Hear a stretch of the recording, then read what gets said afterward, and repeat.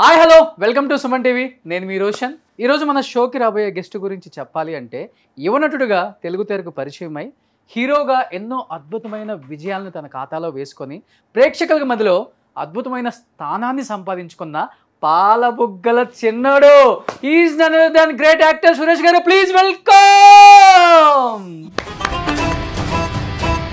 Avira Women's Day special offer 50% off on IUI IVF valid till 8th March. అమ్మంటే ప్రాణం కదా, అమ్మంటే బాగా ఇష్టం. బాగా ఇష్టం. బాగా అంటే ముఖ్యంగా మన తెలుగు కల్చర్ ఏంటంటే తల్లిని బాగా చూసుకున్నవాడు భార్యనైతే చాలా బాగా చూసుకుంటాడు అపురూపంగా. అవును ఇద్దరిని రెండు కళ్ళగా భావిస్తారు అంటారు. అవును అవును.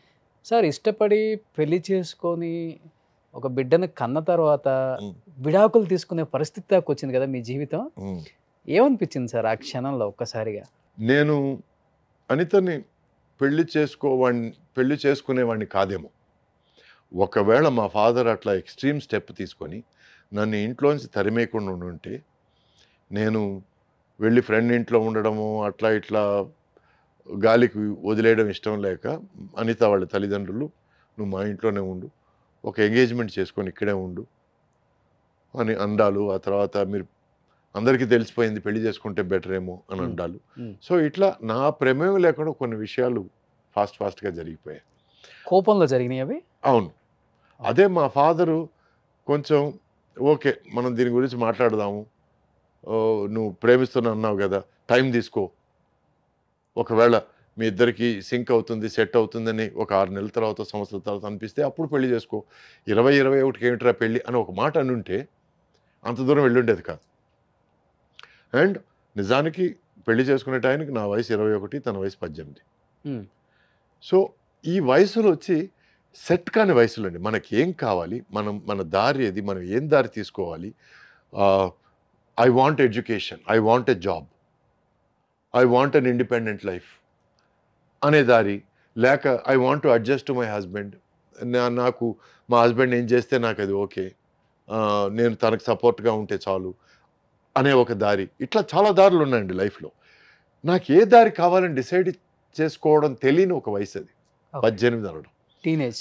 ఒక మగవాడికి 21 అనేది టీనేజ్ కంటే తక్కువ. ఎందుకంటే మగవాడికి మెచ్యూరిటీ వచ్చేది 30-32 టైంలో వస్తుందండి.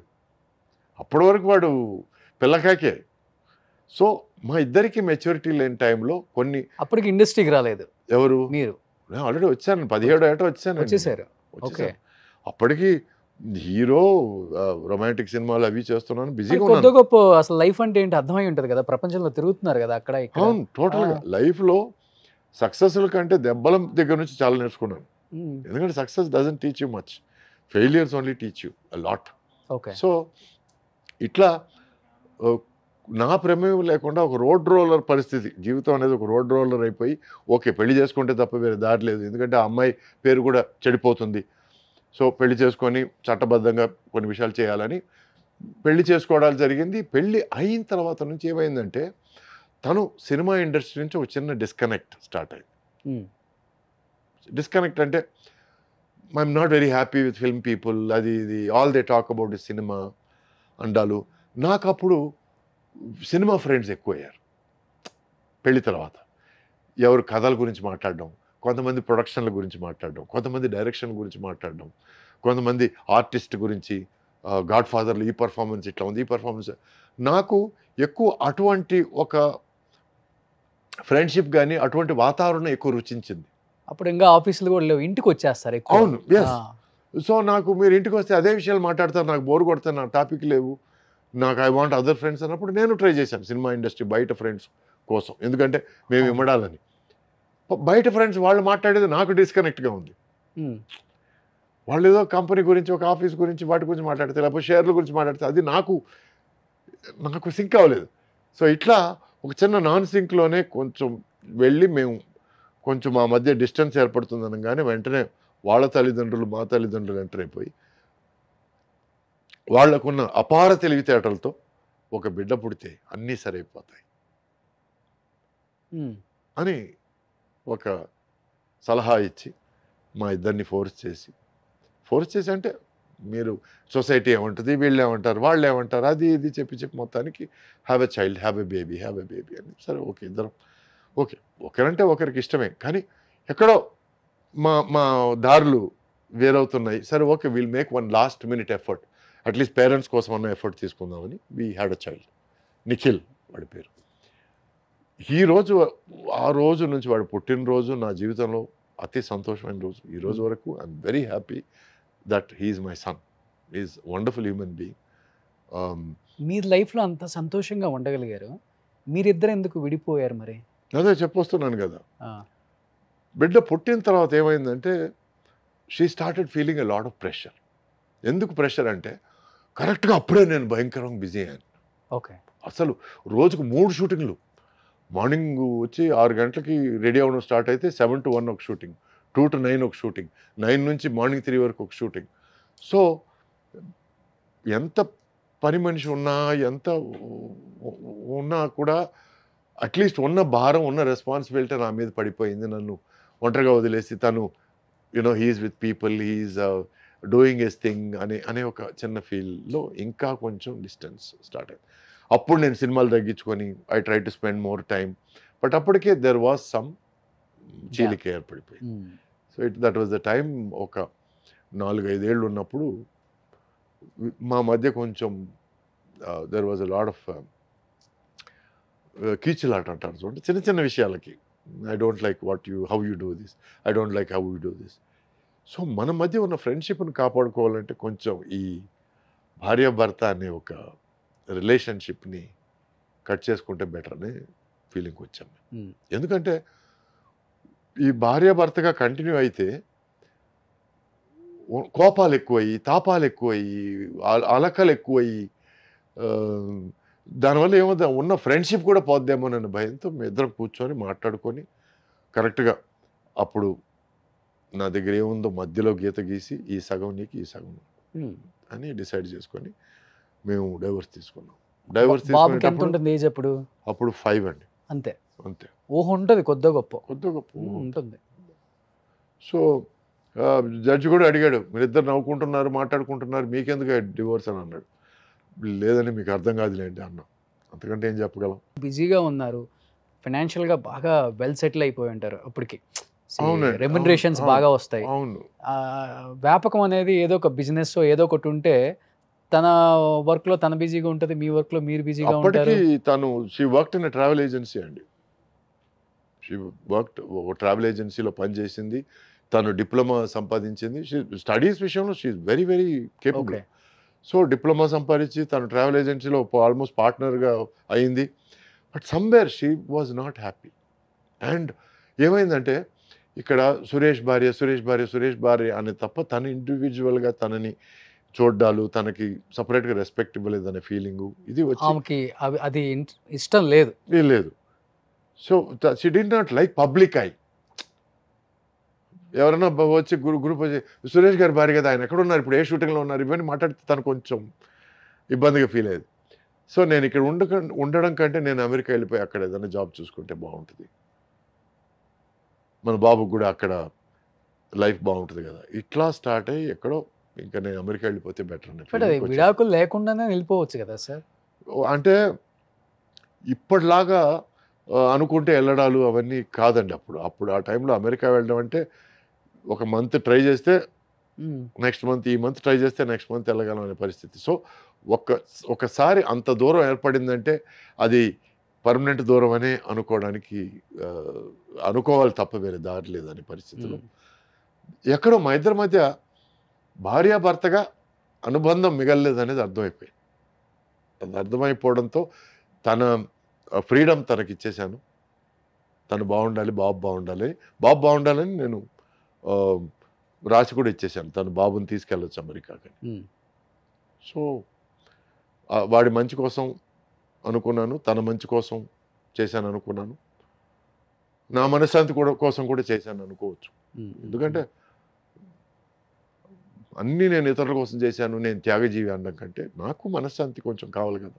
So that was why we parted as friends and till today we are friends. Plus నేను అమెరికా వెళ్తే, నేను మా వైఫ్ అమెరికా వెళ్తే వాళ్ళ ఇంట్లోనే ఉంటాం. అండ్ ఇప్పుడు నా బాబు సపరేట్గా వాళ్ళ వైఫ్తో ఉన్నాడు కాబట్టి ఇప్పుడు 2 ప్లేసుల్లో ఉంటాం మేము. బట్ ఇంతకుముందు బాబు వాళ్ళతో ఉన్నప్పుడు అక్కడే ఉండేవాళ్ళం. సో వాడి దృక్పథంలో వాడికి 2 fathers and 2 mothers. Okay. So ఎక్కడ ఎవరు తక్కువ కాదు, ఓకే. అందరికీ ఈక్వల్ ఇంపార్టెన్స్. అది మేము వీఆర్ వెరీ పర్టికులర్. ఓకే. ఎవరిని తక్కువ చేసి మాట్లాడదు, ఎవరు తక్కువ కాదు, అందరూ ఈక్వల్ ఇక్కడ. వాళ్ళు ఇండియాకి వచ్చినా మీ ఇంటికి వస్తారు. ఎస్. మీరు అక్కడికి వెళ్ళినా వాళ్ళ ఇంట్లో Yes. ఉంటారు. సో ఆ భార్యాభర్త అనే అనుబంధం కానీ ఆ ఫీలింగ్స్ కానీ పోయాయి. కానీ మరీ చిన్న వయసులో కలిసాం కదండి. సో అప్పటి నుంచి ఉన్న స్నేహం ఎందుకు పోగొట్టుకోవాలి? అండ్ ఎస్పెషలీ మా మధ్య ఒక బాబు అన్న ఒక అందమైన ఒక అనుబంధం ఉన్నప్పుడు వాడి మనసును ఎందుకు నొప్పించాలి? మేము ఇద్దరం గొడవ పడితే వాడు నొచ్చుకుంటాడు కదా. సో అది మాత్రం కాకుండా తనంటే ద్వేషం లేదు, తనకి నేనంటే ద్వేషం లేదు. ఇప్పుడు నేను ఎవరితోనో వెళ్ళిపోతే లేక తను ఎవరితోనో వెళ్ళిపోతే ద్వేషాలు ఉంటాయి. కానీ నువ్వు జెంటిల్మెన్ లాగా బిహేవ్ చేసి నేను లేడీ లాగా బిహేవ్ చేస్తే ఇంకా ద్వేషాలు ఎందుకు ఉంటాయి? నాకు తెలిసి ఇంత హెల్తీగా డివోర్స్ తీసుకున్న సెలబ్రిటీ జంట ఎవరు లేరు. మీరే అయి ఉంటారు. అంటే మనం మెంటల్ హెల్త్ కోసం కొంచెం హెల్తీగా ఉండడం బెటర్ అండి. ఇట్లాంటి విషయాలు హెల్తీగా చూడడం బెటర్. సో బికాస్ రేపు నేను రియాక్ట్ అయ్యి తనని ఏదైనా మాట్లాడితే అది లైఫ్ లాంగ్ వాడి మైండ్లో అవును. మరకగా ఉండిపోద్ది. అండ్ ప్లస్ తను వాడిని నన్ను చూడకుండా ఆపు ఉండేటట్టయితే వాడికి ఒక తండ్రి దూరం అయ్యేవాడు. సో ఇవన్నీ ఆలోచించే మేము we wanted to keep everything healthy అండి. ఓకే. అది కొంతమందికి అర్థం కావచ్చు, అది కొంతమందికి అర్థం కాకపోవచ్చు. అర్థమైన వాళ్ళు వెరీ గుడ్, అర్థం కాని వాళ్ళు వెరీ గుడ్. మళ్ళీ ఎన్ని ఇయర్స్కి చేసుకున్నారు పెళ్లి సార్ మీరు? మధ్యలో ఒక 10 years గ్యాప్ ఉందండి. గ్యాప్. ఎందుకంటే అప్పుడు భయం వేసేసింది నాకు. ఆ తర్వాత మళ్ళీ కొంతమందికి నీకు ఆల్రెడీ బెడ్ ఉన్నాడు కదా, నువ్వు ఆ ఫ్యామిలీతో బాగా క్లోజ్గా ఉన్నావు, ఇది నేను ఐ కాంట్ యాక్సెప్ట్ అని అండాలి. ఇవన్నీ నేను నా life long she's my friend, he's my son, అంతే. అది యాక్సెప్ట్ చేసే వాళ్ళే నా లైఫ్లోకి రాండి అని అంతే. చెప్పారు. సో తర్వాత మేడం కనెక్ట్ అయ్యారు. అవును. సో ఆ విధంగా చూస్తే మేడం గ్రేట్ అని చెప్పుకోవచ్చు. తప్పకుండా. అయ్యో చేతులు దండం పెట్టాలి, ఇద్దరికి చేతులు దండం పెట్టాలి. అనిత వాళ్ళ హస్బెండ్కి, నా వైఫ్కి. ఓకే. ఎందుకంటే యాక్సెప్టెన్స్. ఇప్పుడు ఒక విషయాన్ని అండర్స్టాండ్ చేసుకుంటే యాక్సెప్టెన్స్ వస్తుంది. ఆ యాక్సెప్టెన్స్ వచ్చిందంటే మెంటల్ పీస్ వస్తుంది. అండర్స్టాండ్ చేసుకున్నప్పుడు ఏదో ఉందేమో, ఎందుకు ఎంత క్లోజ్కున్నారు, ఎందుకు నవ్వుకుంటున్నారు, ఇవన్నీ స్టార్ట్ అవుతాయి. అండర్స్టాండింగ్ ఉన్నప్పుడు యాక్సెప్టెన్స్, ఓకే ఇదన్నమాట విషయం అనేది ఒక యాక్సెప్టెన్స్ వస్తుంది. అవును. యాక్సెప్టెన్స్ వచ్చినప్పుడు పీస్ ఆఫ్ మైండ్ వస్తుంది. Peace of mind is most important అండి. ఏం చేస్తుంటారు సార్ మేడం ఇప్పుడు? మేడం వచ్చి తను షీజ్ రైటర్ అండి. ఓ, సో ఒక 7-8 టీవీ సీరియల్స్కి రైటర్ గాను ప్రొడ్యూసర్ గాను ఇండస్ట్రీయే మేడం కూడా అయితే. నేను రప్పించానండి. ఎందుకంటే తన కథల మీద బాగా ఇంట్రెస్ట్, ఓకే. మేము కథల గురించి ఎక్కువ మాట్లాడుకునేవాళ్ళం. Hmm. సో నేను తనకి నేర్పించాను ఒక కథ, స్క్రీన్ ప్లే ఇట్లా అట్లా ఉండాలని. తను ఈరోజు నాకు నేర్పిస్తుంది. She Okay. Really good. Madam name sir? Rajshree, okay. North Indian తను. ఓ, సో తన ఫుల్ పేరు రాజ్శ్రీ బెస్ట్. సో రాజ్శ్రీ తన పేరు. మొన్న మానేల ట్యాంక్ అని ఒక వెబ్ సిరీస్ కూడా కథ రాసింది.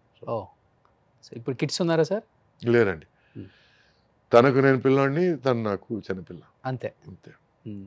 సో ఇప్పుడు హ్యాపీ లైఫ్, పీస్ఫుల్ లైఫ్. అంతే.